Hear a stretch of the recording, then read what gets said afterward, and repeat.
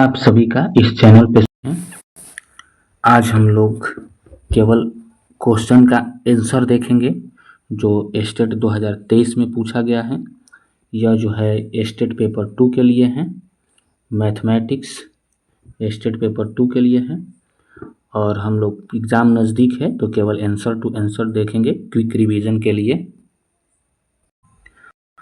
Question number 1 है 1 plus root under 2 plus iota बटा 1 plus root under 2 minus iota का power 4 का मान है, तो इसका मान हो जाएगा -1 हो जाएगा। क्वेश्चन नंबर 2 है यदि cos alpha plus cos beta plus cos gamma equal to 0 equal to sine alpha plus sine beta plus sine gamma, तो summation sine alpha plus gamma equal to क्या होगा, तो इसका वैल्यू हो जाएगा 0 जब निकालेंगे तो। क्वेश्चन नंबर 3 है आयोटा के पावर आयोटा बराबर होगा, तो यहाँ पे डी हो जाएगा आंसर ई के पावर -4n+1 पाई बटा 2। क्वेश्चन नंबर 4 है यदि tan alpha plus iota beta equal to iota, जहाँ अल्फा और बीटा वास्तविक है तो अल्फा का मान होगा, तो यहाँ पे अल्फा का मान जो होगा वो सी हो जाएगा, अनिश्चित हम फाइंड नहीं कर पाएंगे। क्वेश्चन नंबर 5 है कॉस इनवर्स 3 माइनस 2 आयोटा बटा 3 प्लस 2 आयोटा का काल्पनिक भाग होगा, तो इसका काल्पनिक भाग हो जाएगा b log root under 5। Question number 6 है कि कॉस पाई बट्टा 3 प्लस 1 बट्टा 2 कॉस 2 पाई बट्टा 3 प्लस 1 बट्टा 3 cos 3 pi upon 3 dot dot dot infinity तक होगा, तो इसका क्या होगा, तो इसका वैल्यू 0 हो जाएगा। हम जब निकालेंगे इसको c प्लस आयोटा एस के फॉर्म में जब बना के निकालेंगे तो इसका वैल्यू क्या हो जाएगा, 0 आएगा। क्वेश्चन नंबर 7 है कि 3x plus 5y equal to 1008 के धनात्मक पूर्णांक हलों की संख्या है, तो इसके अगर हमें संख्या निकालना है तो क्या करेंगे कि 1008 में हम इसका 3 और 5 का एलसीएम लेकर 15 से डिवाइड करेंगे तो ये हमारा आ जाएगा 67, आंसर हो जाएगा डी। क्वेश्चन नंबर 8 है 2 के पावर 70 प्लस 3 के पावर 70 विभाजित होगा के द्वारा, तो ये किससे विभाजित होगा, तो अगर हम इसको निकालेंगे तो इसको लिखेंगे 2 के पावर 2 लिखेंगे और उसका होल पावर हो जाएगा कितना 30, होल पावर हो जाएगा 35, और इसी तरह जब इसको हम बनाएंगे तो इसका आंसर आएगा, इसको भी लिखेंगे 3 के पावर 2 और इसका होल पावर कितना हो जाएगा 35, और यहाँ से हो जाएगा 4 और यहाँ से हो जाएगा 9 इक्वल टू कितना होगा 30, तो इसमें से सारा आंसर जो है गलत दिया है, इसका आंसर होगा 13 जो कि ऑप्शन में नहीं।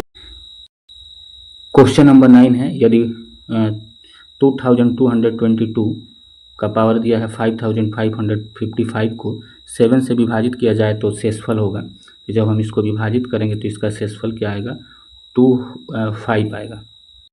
क्वेश्चन नंबर 10 है 10 है 25 के पावर 63 मल्टीप्लाई 63 के पावर 25 के अंतिम 3 अंक हैं, तो इसका अंतिम 3 अंक हो जाएगा 375 यानी 375, ऑप्शन डी।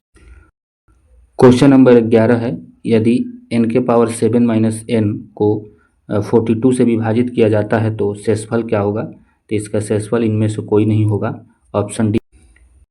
क्वेश्चन नंबर 12 है यदि m महत्तम पूर्णांक है तो किन्हीं 4 क्रमागत पूर्णांकों के गुणनफल को विभाजित करता है तो m होगा, तो जब भी कोई हम क्रमागत 4 नंबर्स लेंगे तो वह किससे विभाजित होगा, तो 24 से विभाजित हो जाएगा, यानी इसका ऑप्शन हो जाएगा सी।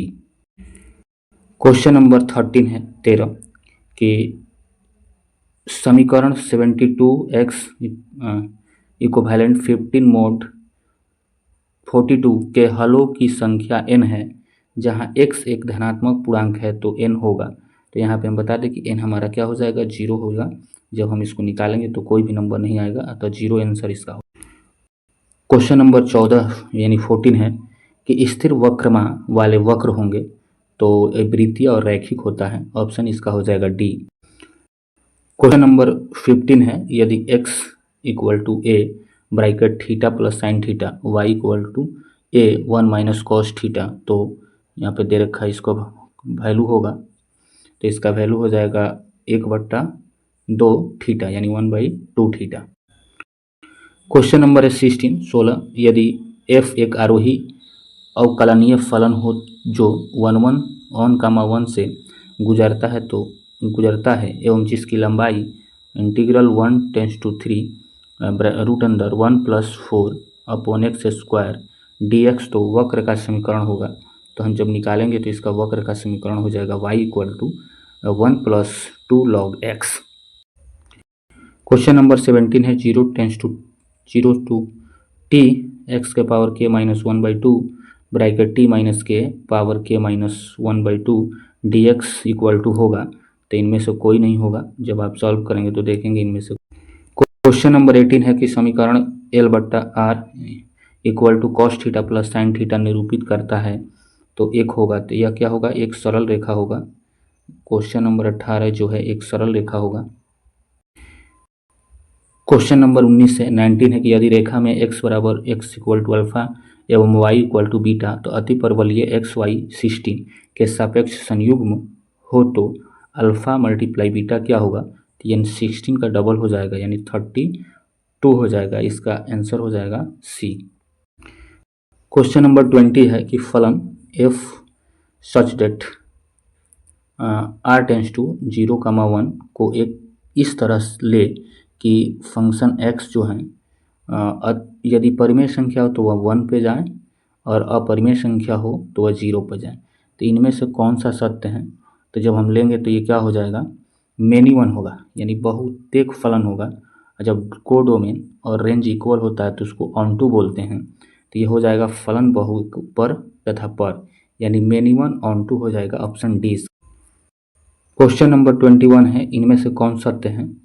तो पूर्णांक संख्याओं का समुच्चय गणनीय है, ये जो है वो असत्य है, ये गलत होगा। पर ऑप्शन बी जो है परिमेय संख्याओं का समुच्चय गणनीय है तो ये सत्य है, ये सही है। बाकी सब क्या हो जाएंगे, गलत हो जाएंगे। ऑप्शन इसका हो जाएगा बी। क्वेश्चन नंबर 22 है यदि लिमिट an = 1 जहाँ an जो है greater than 0 such that n, तब दिया है a1 a2 ... an power 1/n = 1 उपरोक्त परिमेय जाना जाता है। तो ये जो परिमेय है इसको हम सीमांत पर कूंची का दूसरा परिमेय के नाम से जानते हैं, यानी इसका ऑप्शन हो जाएगा बी, सीमांत पर कूंची का दूसरा परिमेय। क्वेश्चन नंबर 22 है कि सीमांत n टेंस टू इन्फिनिटी यानी यहाँ पर लिमिट दे रखा है कि limit n tends to infinity 1/n + 1 + 1/n + 2 + ... +1/2n बराबर है। तो ये किसके बराबर है, तो ये d के बराबर है, log 2 के बराबर है। क्वेश्चन नंबर 24 है कथनों पर विचार करें। ए में दिया है कि श्रेणी समेशन sin 1/n अपसारी है यानी यहाँ पे डाइवर्जेंट है, अपसारी मतलब डाइवर्जेंट। बी दिया है कि श्रेणी जो है वह अभिसारी है यानी ये कॉन्वर्जेंट है। तो यहाँ पे जो है ऑप्शन 1 जो है सत्य है, ये समेशन sin 1/m जो है वो डाइवर्जेंट होता है। तो ऑप्शन बी हो जाएगा। जबकि अब सब बी जो है वह क्या है, ये भी कन्वर्जेंट होता है लेकिन इसमें अभिसारी कन्वर्जेंट दिया है, जबकि ये भी डाइवर्जेंट होगा। तो ऑप्शन हमारे यहाँ पे क्या। क्वेश्चन नंबर 25 है कि श्रेणी समेशन -1 के पावर n - 1 1/n के पावर p है तो ये क्या है, तो ये इसका हो जाएगा ऑप्शन सी। p का वैल्यू अगर 0 से बड़ा है तो ये क्या हो जाएगा, अभिसारी होगा यानी ये हो जाएगा कन्वर्जेंट। अगर p का वैल्यू 0 से बड़ा हो तो ये क्या होगा, कन्वर्जेंट। क्वेश्चन नंबर 26 है श्रेणी 1 - 1/2 √2 + 1/3 √3 -1/4 √4 .. है। तो जब हम इसको निकालेंगे तो इसका हो जाएगा ऑप्शन ए, अभिसारी तथा निरपेक्ष। क्वेश्चन नंबर 27 है अवकल समीकरण mod dy/dx + मॉडुलस y = 0 तो y 0 = 1 के का होगा, तो कोई हल नहीं होगा, ऑप्शन इसका हो जाएगा। क्वेश्चन नंबर 28 है अवकल समीकरण y = px + pq जहाँ p = dy/dx का विचित्र हल होगा। तो इसका हो जाएगा option B 4x³ + 27y² = 0। Question number 29 है प्रारंभिक मान समरसतः या समस्या x dy/dx equal to y, y 0 equal to 0, x greater than 0 होगा। तो इस कोई हल नहीं होगा, ऑप्शन इसका हो जाएगा। क्वेश्चन नंबर 30 है, ए त्रिज्या वाले उन सभी वृत्तों का जिनके केंद्र x अक्ष पर स्थित हो अवकल समीकरण होगा। तो ऑप्शन इसका डी हो जाएगा, y square bracket big bracket 1 plus small bracket dy/dx का power 2 equal to a square. Question number 31 है, अवकल समीकरण x प्लस वाई का whole square dy/dx equal to a square का हल है। तो इसका आंसर हो जाएगा ए, इसका हल हो जाएगा A Y plus X equal to A ten Y minus C upon A. हम क्या करेंगे यहाँ पे कि x प्लस वाई को t मान लेंगे और t मान के इसको सॉल्व करेंगे। तो ऑप्शन ए हमारा आंसर। क्वेश्चन नंबर 32, समीकरण y minus 2x equal to A निरूपित करता है कि समूह को जहाँ c एक मनचाहा अचर है। तो इसका ऑप्शन हो जाएगा d, x plus 2y equal to. Question number 33, अवकल समीकरण m dx plus n dy equal to 0 सटीक होगा यदि एवं केवल यदि। तो इसका ऑप्शन बी हो जाएगा, m y minus n x equal to 0। Question number 34 है, आंशिक अवकल समीकरण z x डबल डिफरेंशिएशन यानी x x minus x square y z y y equal to 0। तो x ग्रेटर देन 0 एंड यहाँ पे y रहेगा, y ग्रेटर देन 0 तो होगा। तो ये हो जाएगा अति परवलय।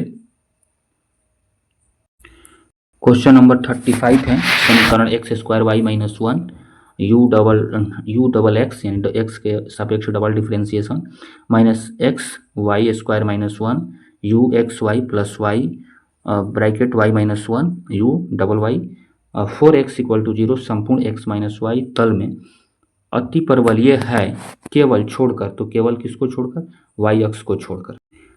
क्वेश्चन नंबर 36 है कि समीकरण d square minus d dash square plus d minus d dash z equal to e 2x plus 3y का विशिष्ट समाकलन होगा। जब भी विशिष्ट समाकलन पूछे तो यहाँ पे हम क्या करेंगे, x का वैल्यू d के जगह पे और y का वैल्यू d डैश के जगह पे पुट करेंगे। हमारा आंसर आ जाएगा ए। क्वेश्चन नंबर 37, यदि आंशिक अवकल समीकरण d square plus 2d D dash plus D dash square Z into Z cos x plus 2y का विशिष्ट समाकलन k cos x plus 2y हो तो k का वैल्यू पूछा है। तो जब हम इसको सॉल्व करेंगे तो ये आएगा ऑप्शन ए 1/9 माइनस 1।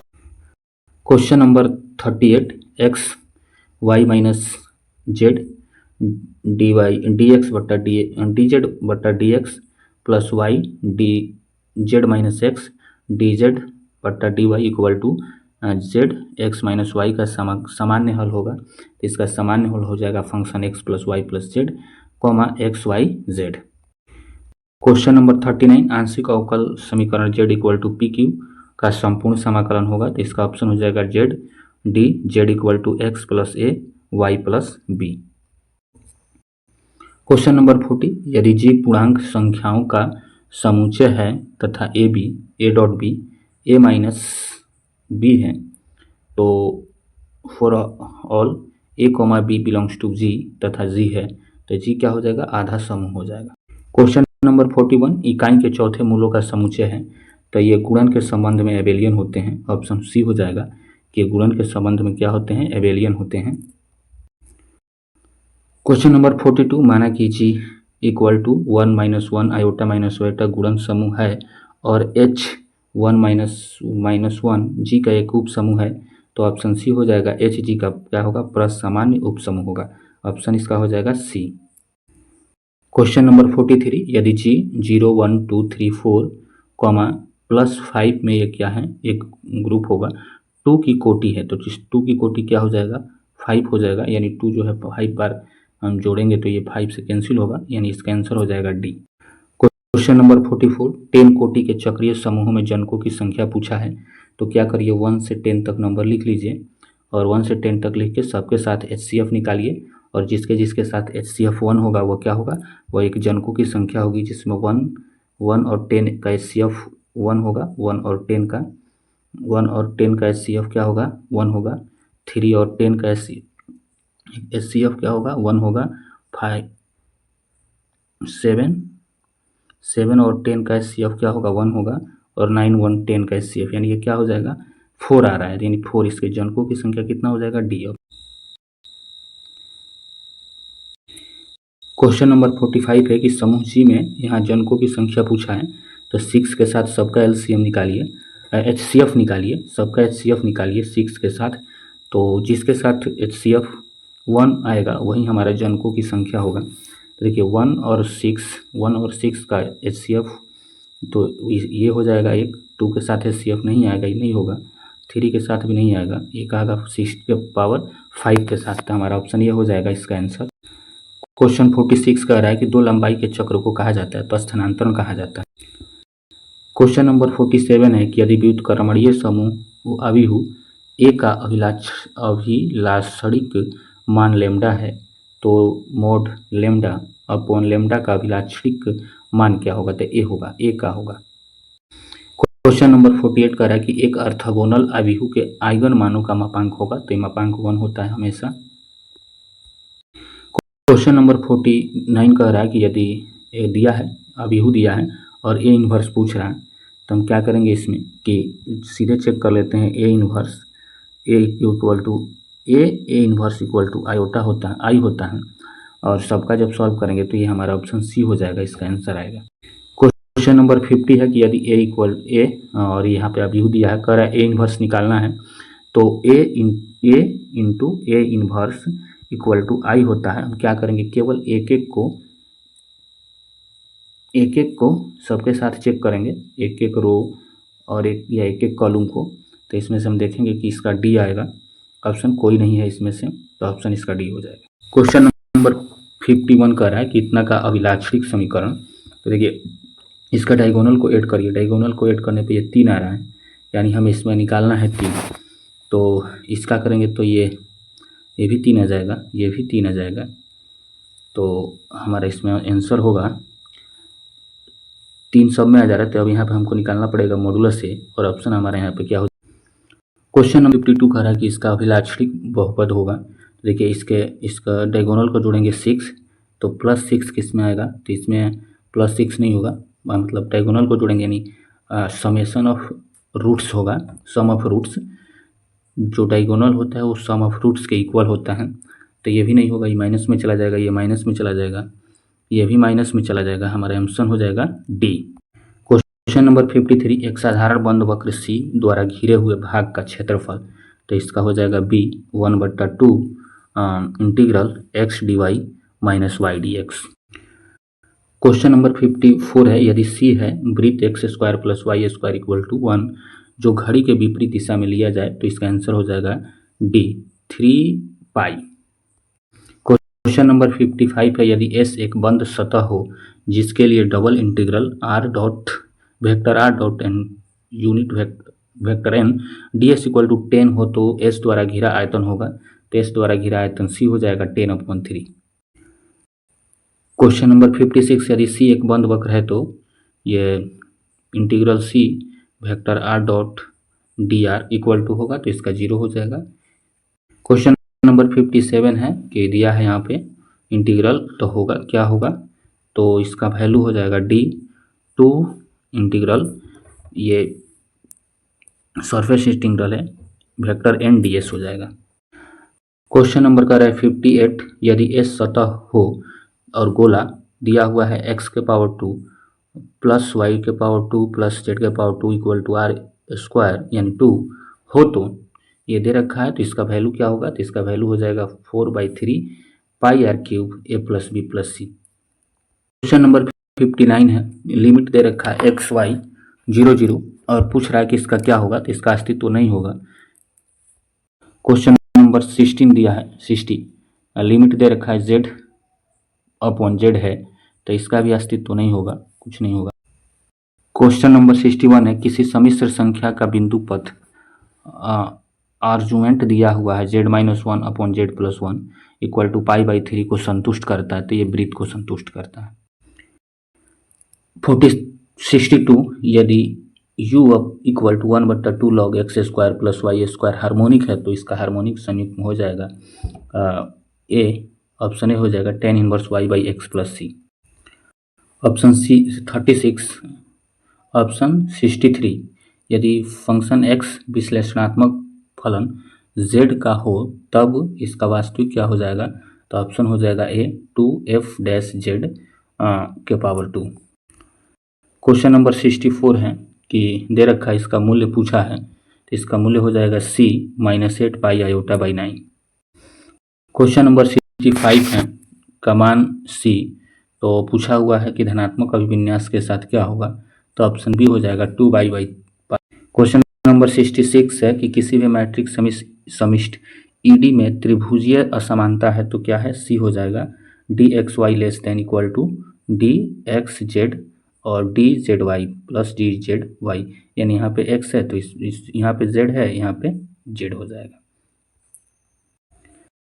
वास्तविक रेखा r पर सामान्य मैट्रिक्स के लिए खुले अंतरालों के अनुक्रमों इसका प्रतिच्छेदन होगा, तो इसका क्या हो जाएगा, बी हो जाएगा, बंद हो जाएगा। क्वेश्चन नंबर 68 है कि किसी भी मैट्रिक्स समिष्ट ई में यदि ए दिया हुआ है, ए सबसेट ई तथा ए अभ्यंतर है, तो ये क्या हो जाएगा, ये हो जाएगा हमारा खुला समुच्चय। क्वेश्चन नंबर 69 है कि मैट्रिक्स समिष्ट ईडी के बिंदुओं का अनुक्रम ऐसा है कि हर एक प्राकृतिक संख्या मौजूद रहता है, ये दे रखा है, तो ये कहलाता है कुच्ची अनुक्रम। ये क्या कहलाता है, कुच्ची अनुक्रम। एक मैट्रिक्स समिष्ट ईडी ऐसा है कि ईडी में प्रत्येक कुची अनुक्रम अभिसारी है, तो मैट्रिक्स समिष्ट क्या हो जाएगा, पूरा हो जाएगा। ऑप्शन इसका बी हो जाएगा। 71 क्वेश्चन कर रहा है किसी भी मैट्रिक्स समिष्ट ईडी पर संकुचन आच्छादन टी है, तो ये क्या है, एक रूप सतत है। यदि एक बल F एक विभव फलन फाई से प्राप्त हो, तो ये हो जाएगा ऑप्शन बी, यानी delta multiply F equal to 0। Question number 73 एक कण बल क्षेत्र, यहाँ पे बल क्षेत्र दे रखा है, मैं वक्र x दिया है, y दिया है और यहाँ पे z दिया है, और यहाँ पे दे रखा है कि t का वैल्यू कहाँ है, 0 से 1 तक है, तो कार्य क्या होगा, तो कार्य हो जाएगा -21/2। क्वेश्चन नंबर है 74, यदि फाई xyz घात 4 का एक अदिश समघात फलन हो तो डेल्टा डॉट फाई r होगा, जहां r equal to xi plus y j plus z k दिया है, तो इसका हो जाएगा ऑप्शन सी 7/5 होगा। क्वेश्चन नंबर दिया है 75 और दे रखा है कि वेक्टर r अपॉन r के power q mod vector r का मोड दिया है इक्वल टू r, और पूछ रहा है इसका वैल्यू, तो ये क्या हो जाएगा, दोनों हो जाएगा, अघूर्णी भी होगा और सॉलिनॉइडल भी होगा, यानी ऑप्शन हमारा हो जाएगा इस। क्वेश्चन नंबर 76 है कि यदि a एक अचर सदिश है और हो तो इतना का वैल्यू पूछा है, तो इसका वैल्यू हो जाएगा -2। क्वेश्चन नंबर है 77 कि यदि किसी कण द्वारा t समय में चली गई दूरी x इक्वल टू 2 है, तो cos at minus sine 2a minus 1 t a not equal to 1 द्वारा निरूपित हो एवं गति यदि सरल आवर्त गति हो, तो a का मान 1 क्या हो जाएगा, 3 हो जाएगा, 1/3। क्वेश्चन नंबर है 78, मान लीजिए कि h को परिमिति अंतर भिन्नात्मक अंकन को इस प्रकार परिभाषित किया गया है कि, तो इसका आंसर हो जाएगा सी, दोनों हो जाएगा ए और बी।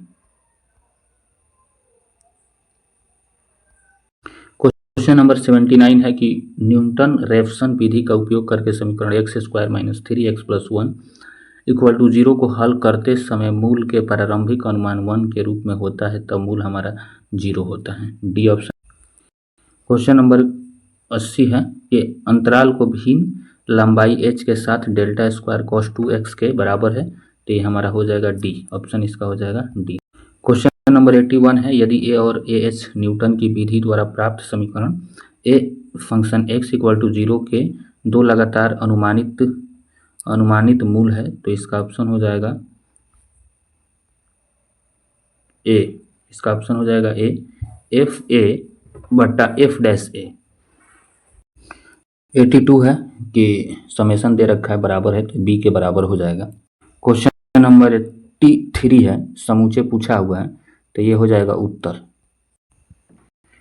क्वेश्चन नंबर 87 है ए एक्स इक्वल टू बी के लिए व्यवहार्य समाधान का समुच्चय है, तो ये उत्तर समुच्चय हो जाएगा।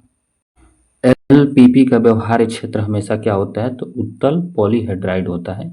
लेकिन यहाँ पर दिया है कि बीपीएससी ने इसका आंसर क्या लगाया था, पॉलीटोप लगाया था। क्वेश्चन नंबर 89 है, समूचे यहाँ पे दे रखा है और पूछ रहा है कि ये क्या होगा, तो ये भी क्या होगा, उत्तल हो जाएगा। इसका आंसर आ जाएगा हमारा ए। क्वेश्चन नंबर 90 है कि किसी बिंदु पर एक लंबाई 1 इकाई द्रव्यमान पर एक समांग छड़ का आकर्षण ए बी के समानांतर दिशा के समानुपाती है, तो ये हो जाएगा option D 1/PA - 1/PB।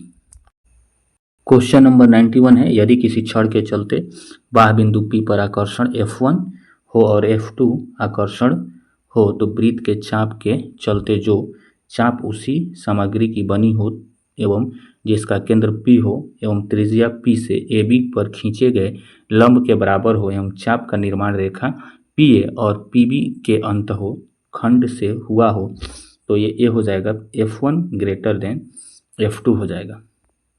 Question number 92 है, यदि किसी समांग छड़ AB के चलते एक बाह्य बिंदु पर F परिणामी आकर्षण बल हो, तो F की दिशा कोण APB को अनुपातः में काटेगी, तो 1:1 में काटेगी। एक समांग पतली छड़ AB के लिए समान विभव वाले वक्र होंगे तो दीर्घवृत्त होगा। कह रहा है कि एक त्रिज्या A वाली पतली समांग तस्तरी जिसकी मोटाई K है के कारण इसके अक्ष के बिंदु जिसकी दूरी केंद्र के P से विभव होगा, तो ये क्या हो जाएगा, ऑप्शन ए हो जाएगा इसका भी। कह रहा है कि दो अनंत सीधी छड़ें एक दूसरे पर परस्पर लंबवत हैं, उनके तल में समान विभव वाली वक्र होगी, तो ये हो जाएगा आयताकार अतिपरवलय हो जाएगा 95 का आंसर। क्वेश्चन नंबर 96, एक द्रव जिसका घनत्व P है कि किसी बिंदु पर दाब P ज्ञात करने के लिए अवकल समीकरण हो जाएगा, तो ये बी हो जाएगा, यानी हमारा ये हो जाएगा बी। कह रहा कि यदि एक तलीय सतह को द्रव में डुबाया जाए तो परिणामी द्रव दाब एक बिंदु पर कार्य करता है जिसे दाब केंद्र कहते हैं। ऑप्शन क्या हो जाएगा, बी हो जाएगा। ऑप्शन 98 है, यदि पी ए दे रखा है, यहाँ पे पीबी भी दे रखा है और कह रहा है कि हमें क्या करिए, इसका निकालिए वैल्यू, तो इसका वैल्यू हमारा ए हो जाएगा 0.62 हो जाएगा, यानी इसका वैल्यू निकालने के लिए होता है p a dash intersection b का, तो p b minus p a intersection b. कह रहा है कि 99 में यदि अंतरिक्ष चर एक वास्तविक मान फलन है जिसमें डोमेन सरल स्थान के रूप में होता है और सीमा हो जाएगा इसका -∞ से लेकर इन्फिनिटी तक। क्वेश्चन नंबर 100 है, XPMF P बराबर इतना दे रखा है और पूछ रहा है कि इसका जो यहाँ पे शर्त दे रखा है और पूछ रहा है कि इसका प्रत्येकता ज्ञात कीजिए, तो इसका प्रत्येकता सी हो जाएगा 3/8।